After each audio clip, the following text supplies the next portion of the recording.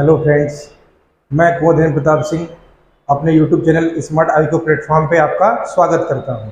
दोस्तों, हमने glandular system ग्रंथि तंत्र के एक्सोक्राइन ग्लैंड के बारे में पढ़ लिया था। अब मैं दूसरी क्लास लेके आया हूं जो बताया था आपको exocrine, endocrine and mixed gland. तो ये इंडोक्राइन ग्लैंड लेके अंतःस्रावी ग्रंथि लेके आया हूँ। आज हम इसके बारे में पढ़ेंगे कि इसमें कितने प्रकार के ग्लैंड होते हैं, उनसे कौन कौन से हार्मोन बनते हैं। बताया था दोस्तों, एक्सोक्राइन एंजाइम बनाती है, ये हार्मोन बनाता है, और मिक्स्ड ग्लैंड एंजाइम हार्मोन दोनों बनाती है। इसमें पहला ग्लैंड है pituitary gland. Most important question, इससे अच्छे क्वेश्चन एग्जाम में आते हैं दोस्तों। बहुत इंपॉर्टेंट चैप्टर है ये। पीयूष ग्रंथि यह हाइपोथैलेमस के ठीक नीचे पाई जाती है और उसी के नियंत्रण में कार्य करती है। हाइपोथैलेमस दोस्तों हमारे ब्रेन का एक पार्ट है। मैं जब आपको नर्वस सिस्टम पढ़ाऊंगा, तंत्रिका तंत्र, उसमें बताऊंगा कि थैलेमस एंड हाइपोथैलेमस डायंसीफेलॉन के पार्ट होते हैं आपके ब्रेन के। उसमें हम डिटेल से पढ़ेंगे इसके बारे में। तो जो ये पीयूष ग्रंथि है हाइपोथैलेमस के ठीक नीचे पाई जाती है और उसी के नियंत्रण में कार्य करती है। हाइपोथैलेमस यही होता है। इसको मास्टर ग्लैंड भी कहते हैं। यह मास्टर ग्रंथि है दोस्तों, क्योंकि जितने भी आपके हार्मोन निकलते हैं जो सबसे अधिक शरीर में रोल अदा करते हैं, व्यक्तित्व के रूप में, आपके सेक्स ग्लैंड के रूप में, जितने भी इंपॉर्टेंट हार्मोन है सब इसी ग्लैंड से निकलते हैं। इसीलिए इसको मास्टर ग्लैंड भी कहा जाता है। इसका वजन 0.6 ग्राम होता है, बहुत ही कम। इससे 9 प्रकार के हार्मोन बनते हैं। अब उस पर हम 1 बाय 1 पढ़ेंगे, ये 9 हार्मोन हमारे शरीर में क्या क्या करते हैं। फॉलिकल, पहला नंबर जो इसका हार्मोन है फॉलिकल स्टिमुलेटिंग हार्मोन, जिसको शॉर्ट में बोलते हैं FSH। दूसरा है ल्यूटेनाइजिंग हार्मोन LH। इन दोनों का एक साथ कार्य होता है। देखिए मैंने लिखा है FSH LH शॉर्ट में, यही ये दोनों सेक्स ग्लैंड को उत्तेजित करते हैं। सेक्स ग्लैंड क्या होता है दोस्तों? सेक्स ग्लैंड टेस्टिस वृषण जो मेल में होता है और ओवरी अंडाशय जो फीमेल में होता है। अब टेस्टिस से क्या बनता है? टेस्टिस जो मेल में पाया जाता है उससे स्पर्म बनता है और टेस्टोस्टेरोन बनता है। स्पर्म शुक्राणु के बारे में हम आगे चर्चा करेंगे जब हम पढ़ेंगे प्रजनन तंत्र। मैंने आपको सिलेबस तो लिखवाया था पहली क्लास में, हम उसी में इसके बारे में चर्चा करेंगे। अभी तो हमको पीयूष ग्रंथि से हार्मोन के बारे में समझना है। तो टेस्टिस से स्पर्म बना और टेस्टोस्टेरोन। स्पर्म प्रजनन में सहायक होता है और टेस्टोस्टेरोन दोस्तों, इसमें प्राइमरी और सेकेंडरी 2 लैंगिक लक्षण होते हैं। प्राइमरी लैंगिक लक्षण में देखा गया कि जो विकास होता है 15 साल तक, उसके बाद जब सेकेंडरी लैंगिक लक्षण आता है तो जो पुरुषों में आप देखते हैं, शरीर पे बाल का होना, दाढ़ी मूंछ का होना, आवाज का भारी होना, ये अगर आपसे क्वेश्चन किया जाए किसके चलते, तो आप बताएंगे कि जो टेस्टिस से बनता है टेस्टोस्टेरोन, उसमें जो द्वितीयक लैंगिक लक्षण पाया जाता है उसी के चलते ये सब बाल, दाढ़ी, मूंछ, आवाज का भारी होना पुरुषों में ऐसी एक्टिविटी होती है। ठीक है दोस्तों। अब देखिए जो ओवरी होता है महिलाओं में, इससे भी 2 हार्मोन निकलते हैं, एक एस्ट्रोजन, दूसरा प्रोजेस्टेरॉन। एस्ट्रोजन जो होता है, जो पुरुषों में अभी आपने पढ़ा टेस्टोस्टेरोन के बारे में कि यह द्वितीयक लैंगिक लक्षण के लिए उत्तरदायी होता है, सेम वही महिलाओं में द्वितीयक लैंगिक लक्षण के लिए उत्तरदायी होता है एस्ट्रोजन हार्मोन। मतलब महिलाओं की दाढ़ी मूंछ ना होना, शरीर पर बाल का कम होना, आवाज का पतला होना, ये सारी चीजें एस्ट्रोजन कंट्रोल करता है। प्रोजेस्टेरॉन हार्मोन दोस्तों, इसके नाम में ही प्रोजेस्टेरॉन मतलब प्रोटेक्ट, ये प्रोटेक्ट करता है महिलाओं को। ये जब इसकी कमी होती है, इसकी कमी से पोषक तत्व की कमी हो जाती है, ऑक्सीजन कमी हो जाती है, जिससे बच्चा खत्म या बच्चा खराब हो जाता है। ये प्रेगनेंसी के दौरान हार्मोन बनता है महिलाओं में, इसीलिए इसको प्रेगनेंसी हार्मोन भी कहते हैं। देखिए मैंने लिखा है गर्भ बनाए रखने के लिए यह बहुत आवश्यक है। अगर इसकी कमी हो जाएगी तो मिनरल्स की और ऑक्सीजन की कमी हो जाएगी, जिससे बच्चा माँ से या तो अलग हो जाएगा या खराब हो जाएगा। उसी को कहते हैं कि बच्चा खराब हो गया या खत्म हो गया। तो ये हार्मोन बहुत इंपॉर्टेंट होता है, प्रोजेस्टेरॉन हार्मोन। ठीक है दोस्तों। अब देखिए FSH ये उत्तेजित करता है टेस्टिस को, तो स्पर्म बनता है। यही करता है उत्तेजित टेस्टिस को, तो स्पर्म बनाता है। और यही FSH महिलाओं में करता है उत्तेजित तो ओवम बनता है, और जब स्पर्म और ओवम दोनों मिलते हैं तो जाइगोट बनता है जिसे बोलते हैं युग्मनज, और यही जाके यूट्रस में जाता है तो बच्चा पैदा होने की या गर्भ ठहरने की प्रोसेस उसी को बोलते हैं। नोटिस पॉइंट मैंने लिखा है दोस्तों, स्पर्म की संख्या, अब बात आ गई तो यहाँ पे आपको बता देते हैं कि स्पर्म की संख्या 300 से 400 मिलियन होनी चाहिए, किसमें, वेजाइना ट्रैकल में, योनि मार्ग में। देखिए ये फीमेल रिप्रोडक्टिव सिस्टम बनाए हैं छोटे से में दोस्तों समझाने के लिए। ये आपका महिलाओं का ओवरी यही होता है, अंडाशय, ये होता है यूट्रस, इसी को बोलते हैं फैलोपियन ट्यूब। मैं आगे जब पढ़ाऊंगा रिप्रोडक्टिव सिस्टम उसमें मैं आपको बहुत अच्छे से समझाऊंगा इस चीज के बारे में। अभी शॉर्ट में हम समझते हैं फैलोपियन ट्यूब में ही फर्टिलाइजेशन होता है, निषेचन होता है। स्पर्म और ओवम भ्रूण में 7 से 8 दिन में पहुंचते हैं यहाँ निषेचन होने के बाद। ठीक है दोस्तों, वेजाइना की नली जो होती है, अगर आपसे क्वेश्चन करे कि वेजाइना की नली कैसी होती है, तो एसिडिक होती है, अम्लीय होती है। इसी कारण दोस्तों स्पर्म की संख्या 300 से 400 मिलियन होनी चाहिए।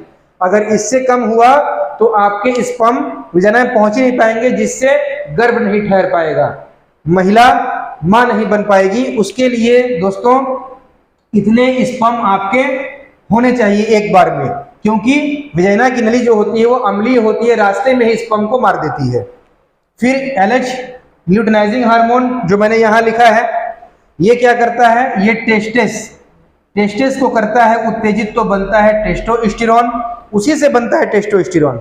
और LH ओवरी को जब करता है उत्तेजित तो बनता है प्रोजेस्टेरॉन हार्मोन। ठीक है दोस्तों, प्रोजेस्टेरॉन के बारे में लिखा भी है, जो यहाँ भी समझाया था, यहाँ भी देख लीजिए। यह गर्भावस्था में बनता रहता है जिससे अंडाणु न बने, इसी हार्मोन के कारण निषेचन नहीं हो पाता है दोस्तों। ठीक है, ये ऐसा हार्मोन है कि जब शरीर में जैसे भी माता के गर्भ में बच्चा कोई भी आ जाए, पैदा होने के जब संभावना होती है कि हाँ अब गर्भ ठहर गया, तो यह गर्भावस्था में बनने लगता है जिससे कि अंडाणु ना बने, मतलब कि अगला फर्टिलाइजेशन ना हो पाए।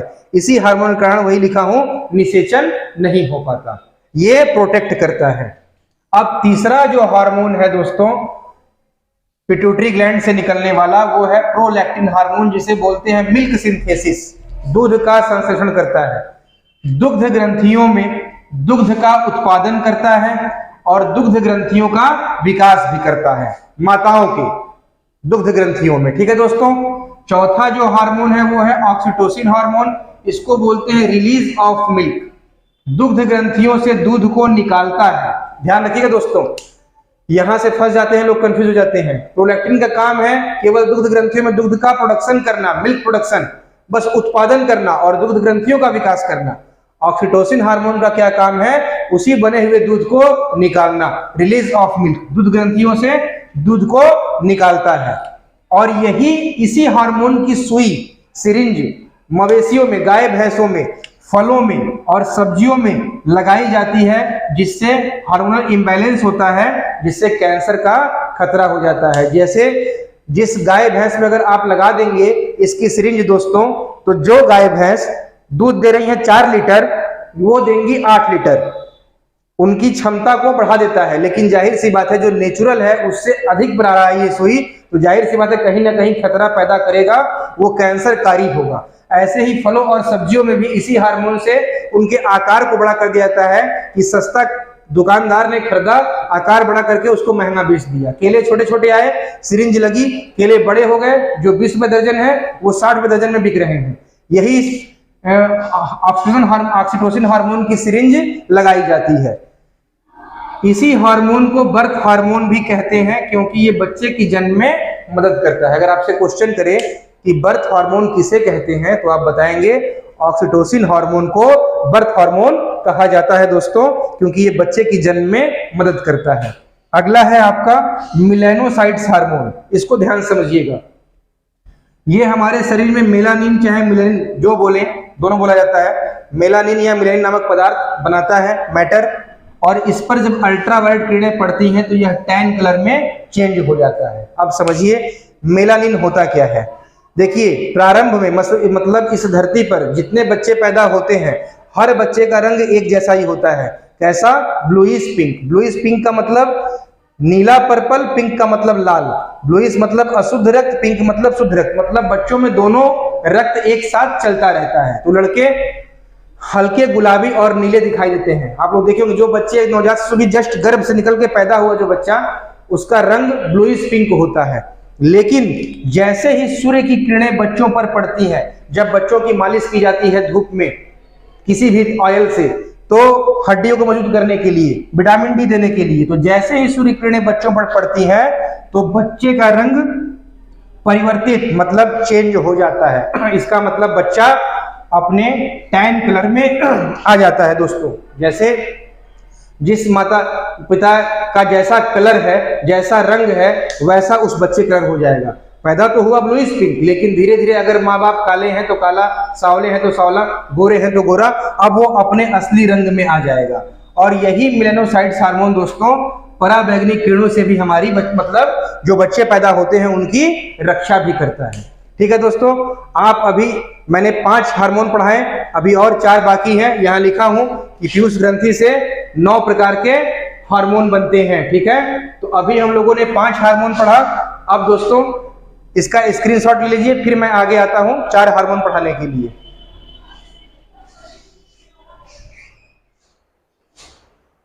दोस्तों अभी हम लोगों ने पिट्यूटरी ग्लैंड के बारे में पढ़ा, उसके 9 हार्मोन, जिसमें से हम लोग 5 हार्मोन पढ़े मेलानोसाइट्स हार्मोन तक। अब 6, 7, 8, 9, उसके बाद जितने इंडोक्राइन की ग्लैंड है वो सब देखेंगे। देखिए, अब है वैसोप्रेसिन हार्मोन, जिसे हम बोलते हैं ADH, anti diuretic hormone. Diuretic का मतलब होता है मूत्रवर्धक। ये एंटी ड्यूरेटिक हार्मोन है, मतलब यूरिन, मूत्र की सांद्रता, सांद्रता मतलब कंसंट्रेशन को कंट्रोल करता है। समझ लीजिए दोस्तों कि जैसे वैसोप्रेसिन हार्मोन अगर ज्यादा एक्टिव हो जाएगा तो पेशाब आपका गाढ़ा निकलने लगेगा, पेशाब में जलन होने लगेगी। और अगर ये कम सक्रिय होगा तो पेशाब एकदम पतला हो जाएगा, शरीर से पानी ही निकल जाएगा। तो ये वैसोप्रेसिन हार्मोन यूरिन की कंसंट्रेशन को कंट्रोल करता है, मूत्र की सांद्रता को कंट्रोल करता है। इसकी कमी से प्यास बार बार लगती है। वैसोप्रेसिन हार्मोन कमी हो जाएगी तो हमको प्यास बार बार लगेगी, जिसे डायबिटीज इंसिपिडस कहते हैं। ध्यान रखिएगा, ये डायबिटीज शुगर नहीं है, ये डायबिटीज इंसिपिडस अलग बीमारी है, जिसकी वजह से हमें प्यास बार बार लगती है, और यह वैसोप्रेसिन हार्मोन की कमी से होता है ये रोग। नोटिस पॉइंट में लिखा हूं दोस्तों, यूरिन मतलब मूत्र का बार बार निकलना या होना डायबिटीज के कारण होता है। अगर पेशाब बार बार हो रही है, बार बार हो रही है, पानी कम पी लेकिन पेशाब हो रही है, इसका समझिए ये इंडिकेशन है कि आपको डायबिटीज हो गया है या होने वाला है। अगला हार्मोन है पिट्यूटरी ग्लैंड से निकलने वाला सोमैटोट्रोपिन हार्मोन, जिसे हम बोलते हैं GRH, ग्रोथ रेगुलेटिंग हार्मोन। यह भौतिक और शारीरिक विकास के लिए आवश्यक है। इसका मानसिक विकास से कोई संबंध नहीं है, ये केवल फिजिकल को ग्रोथ करता है, हमारी फिजिक को, ठीक है, उसका विकास करता है। ये भी, इसमें भी 3 तरह के हार्मोन निकलते हैं। अगर सोमैटोट्रोपिन में जाइजेंटिज्म निकल गया तो शरीर में विकास ज्यादा ही तेजी से हो जाता है। अगर डॉर्फिज्म हो गया तो यही बौनापन का कारण होता है। और अगर एक्रोमेगाली निकल गया तो हड्डियों का टेढ़ा मेढ़ा होना। जो लोग डोपिंग करते हैं प्लेयर गेम में दोस्तों, इसी को बोला जाता है। इसीलिए डोपिंग क्या है, गैर कानूनी है। अगर डोपिंग जो करते हैं अपनी परफॉर्मेंस बढ़ाने के लिए प्लेयर, उससे बाद में चल के यही होता है एक्रोमेगाली, हड्डियों का टेढ़ा मेढ़ा होना। आइए दोस्तों, अगला हार्मोन है पीयूष ग्रंथि से बनने वाला थायरोट्रोपिन हार्मोन TSH। इसका मतलब ये होता है थायराइड स्टिमुलेटिंग हार्मोन। यह थायराइड ग्लैंड को, थायराइड ग्रंथि को उत्तेजित करता है हार्मोन निकालने के लिए, जो आगे आप पढ़ाऊंगा। एड्रीनोकार्टिकोट्रोपिक हार्मोन ACTH, यह एड्रिनल ग्लैंड, अधिवृक्क ग्रंथि जो किडनी के ऊपर पाई जाती है, उसको उत्तेजित या प्रेरित करता है, इसलिए हार्मोन के उत्पादन के लिए। ये भी अभी आगे पढ़ाएंगे, ये भी इंडोक्राइन सिस्टम का ही ग्लैंड है, ठीक है। अब देखिए दोस्तों, पीयूष ग्रंथि के बाद अगली ग्रंथि है थायराइड ग्लैंड, अवटु ग्रंथि। यह गर्दन में पाई जाती है, लिख लीजिए दोस्तों, यह गर्दन में, गले में पाई जाती है, ठीक है। सभी अंतःस्रावी ग्रंथियों में जितने भी ऑल इंडोक्राइन ग्लैंड्स हैं, उनमें सबसे बड़ी अगर सबसे बड़ी की बात हो तो थायराइड ग्रंथि होती है। यह ब्लड प्रेशर को कंट्रोल करती है। इससे भी 3 प्रकार के हार्मोन बनते हैं। थायरॉक्सिन हार्मोन, जिसे बोलते हैं tetraiodothyronine, triiodothyronine hormone and calcitonin hormone. 3 तरह के हार्मोन। अब देखेंगे इनसे क्या क्या होता है। ट्रायोडोथायरोनिन हार्मोन का कोई रोल नहीं होता, इन दोनों हार्मोन का रोल होता है। देखिए थायरॉक्सिन हार्मोन, ये टायरोसिन प्लस आयोडीन से बनता है। थायरॉक्सिन हार्मोन शरीर की सामान्य वृद्धि, स्पेशली बाल, नाखून और हड्डी के विकास के लिए अनिवार्य है। ठीक है दोस्तों, यह कोशिकीय श्वसन को तेज करता है। मैं रेस्पिरेटरी सिस्टम में आपको पढ़ाऊंगा कि हम सांस 2 तरह से लेते हैं। सभी को लगता है कि सांस केवल लंग्स से लेते हैं, नहीं, केवल लंग्स फेफड़े से नहीं, सेल से भी हम सांस लेते हैं, सेल ब्रीथिंग। ठीक है, तो यह कोशिकीय श्वसन को फास्ट या तेज करता है। थायरॉक्सिन हार्मोन को ही मेटाबॉलिक हार्मोन कहते हैं। मेटाबॉलिक का मतलब दोस्तों कि हमारे शरीर में जितने भी रासायनिक चीजें हैं, ठीक है, वो इसी को बोलते हैं उपापचय, मतलब विषैले पदार्थों को निकालने का कार्य करता है, उसी को बोला जाता है मेटाबॉलिज्म। तो ये हार्मोन जो थायरॉक्सिन हार्मोन है, इसको मेटाबॉलिक हार्मोन कहते ही हैं। ठीक है दोस्तों, जो तीसरा हार्मोन है थायराइड ग्लैंड से बनने वाला, कैल्सिटोनिन हार्मोन, यह अस्थियों से रक्त तक कैल्शियम को पहुंचाता है। जो बोन्स है, बोन्स से ब्लड तक कैल्शियम को पहुंचाने का कार्य कौन करता है? कैल्सिटोनिन। अब थायराइड ग्लैंड की कमी से होने वाले रोग कौन कौन से हैं? तो पहला दोस्तों है गोइटर या ग्वाइटर, घेंघा। मैंने आपको पिछली वीडियो में पढ़ाया भी था जब मिनरल्स पढ़ा रहा था कि आयोडीन की कमी से होता है। दूसरा होता है क्रिटिनिज्म, यह बच्चों में पाया जाता है। दोस्तों कई बच्चों को आप देखे होंगे, छोटे बच्चे सब ग्रुप में खेल रहे हैं, लेकिन उसमें से कोई एक बच्चा मायूस सा एकांत में बैठता है, एकांत में पढ़ता है, चुप रहता है, वो इसी बीमारी से पीड़ित रहता है। ये थायराइड ग्लैंड की कमी से होने वाला बच्चों में बीमारी है, डिसीज है, क्रिटिनिज्म। ठीक है दोस्तों, एकांतवास में रहना प्रिय करते हैं ऐसे लोग। फिर तीसरा होता है मिक्सोडेमा, मोटापा। जो थायराइड ग्रंथि से आप सुनते हो थायराइड हो गया, महिलाओं में मोटापा हो गया है, उसका असली नाम मिक्सोडेमा ही होता है। उसको लोग व्यवहारिक बात में कह देते हैं कि थायराइड हो गया है। महिलाओं में जो मोटापा हो जाता है वो मिक्सोडेमा के कारण होता है। फिर इंडोक्राइन ग्लैंड्स में तीसरी ग्लैंड है दोस्तों पैराथायराइड ग्लैंड, पराअवटु ग्रंथि। ये पैराथार्मोन हार्मोन बनाती है। और दोस्तों जो देखिए, जो कैल्सिटोनिन हार्मोन अस्थियों से रक्त तक कैल्शियम को पहुंचाता है, उसी को ये जो बोन्स से ब्लड में जो कैल्शियम की मात्रा पहुंचाई जाती है कैल्सिटोनिन के द्वारा, उसी को ये बैलेंस करती है। ये बोन्स से ब्लड तक कैल्शियम को पहुंचाता है कैल्सिटोनिन, और उसको जो पहुंचा के जो बैलेंस का कार्य होता है वो कौन करता है? Parathyroid gland. ठीक है दोस्तों, ये बोन से ब्लड में जो कैल्शियम की मात्रा पहुंचा जाती है उसको बैलेंस करता है। अब इसकी कमी से कौन से रोग होते हैं? तो मस्कुलर एक्सिटेशन, बो वीकनेस, इसका मतलब होता है पेशियों में संकुचन, इसका मतलब अस्थियां कमजोर, और दोनों को मिला के हम बोलते हैं टिटैनी डिसीज हो गया है, मतलब टिटैनी नामक रोग हो गया। अगर पूछे आपसे क्वेश्चन टिटैनी नामक रोग किस वजह से होता है, तो आप बताएंगे कि पैराथायराइड ग्लैंड की कमी से होने वाला ये रोग है। ठीक है, जिसमें मस्कुलर एक्सिटेशन और बो वीकनेस नामक रोग हो जाता है, मतलब इसमें पैराथार्मोन हार्मोन कम हो जाता है, जिससे हमारे पेशियों में सिकुड़न और अस्थियां कमजोर हो जाती हैं, जिसको हम बोलते हैं टिटैनी हो गया। दोस्तों इसका स्क्रीनशॉट लीजिए। फिर जो बचे ग्लैंड है मैं उस पे आता हूं।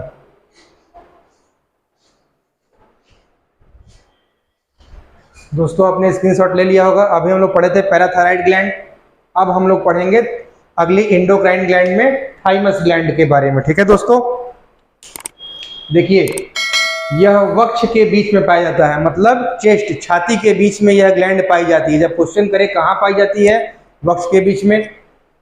और ये भी पूछ सकता है कि हृदय के पास कौन सी ग्रंथि पाई जाती है, तो थाइमस ग्लैंड। 2 क्वेश्चन बनते हैं। इससे कौन सा हार्मोन निकलता है, तो इससे थाइमोसिन हार्मोन निकलता है दोस्तों। ठीक है, ये सारे क्वेश्चन हैं। जितना मैं अभी तक पढ़ाता हूं आपको, जितने भी आप इससे एमसीक्यू बनाएंगे उतना ही आपका तैयार भी होगा और आप उतने ही क्वेश्चन के करीब आ रहे हैं। कोई भी क्वेश्चन अगर आपको एग्जाम में मिलेगा तो आप आसानी से उसको हल कर लेंगे। थाइमोसिन हार्मोन बनाता है, देखिए दोस्तों, thymus gland protein plus lymphocytes का निर्माण करता है। ठीक है, यह हमारे शरीर में प्रोटीन का और लिम्फोसाइट्स दोनों का निर्माण करता है और 15 वर्षों तक ही शरीर में रहता है, मतलब बच्चों में।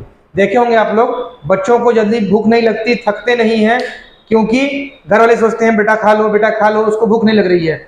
वो नहीं, ये नहीं जानते, क्योंकि उनके अंदर थाइमस ग्लैंड है और वो प्रोटीन का निर्माण ऑलरेडी कर रहा है, बच्चे की प्रोटीन की पूर्ति हो जा रही है, इसीलिए बच्चा थकता नहीं है और लिम्फोसाइट्स बनता रहता है। अगर बच्चे किसी भी चीज को लेके क्या करते हैं, अपने मुंह में ही डालते हैं, कोई भी चीज पकड़ते मुंह में डालते हैं, तो उनकी सिक्योरिटी कौन करता है? ये थाइमस ग्लैंड से लिम्फोसाइट्स बनता रहता है और यही बच्चों की सुरक्षा करता है। तो ये थाइमस ग्लैंड इतना काम करता है दोस्तों, और 15 वर्षों तक ही शरीर में रहता है, मतलब बच्चों में ही रहता है। अगली ग्रंथि है एड्रिनल ग्लैंड या सुप्रारिनल ग्लैंड इसको बोलते हैं, अधिवृक्क ग्रंथि। यह किडनी के ऊपर पाई जाने वाली ग्रंथि है, किडनी के जस्ट ऊपर पाई जाती है एड्रिनल ग्लैंड।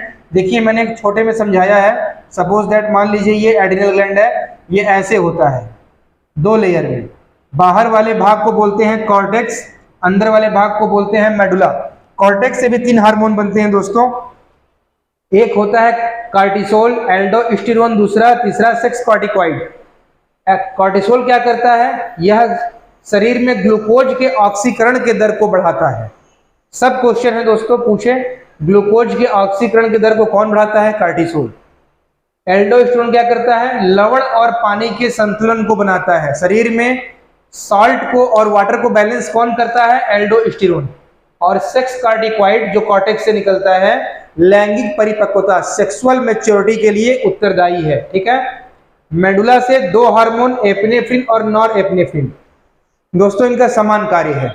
ये हृदय पेशियों की संकुचनशीलता और उत्तेजनशीलता में वृद्धि करते हैं, जिसके फलस्वरूप ब्लड प्रेशर बढ़ जाता है। ठीक है, और एक काम इसका ये भी है एपिनेफ्रिन का, हृदय स्पंदन मतलब हार्ट बीट एकाएक रुक जाए तो उसको रीस्टार्ट पुनः चालू करने में कौन सहायक होता है?